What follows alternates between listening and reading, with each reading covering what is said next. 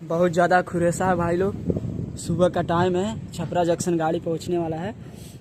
सुबह का टाइम हो रहा है 6 बजकर कुछ मिनट हो रहा है।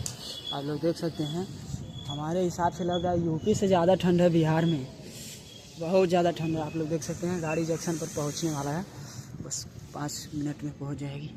ये दोनों साइड का व्यू आप लोग देख सकते हैं पूरा।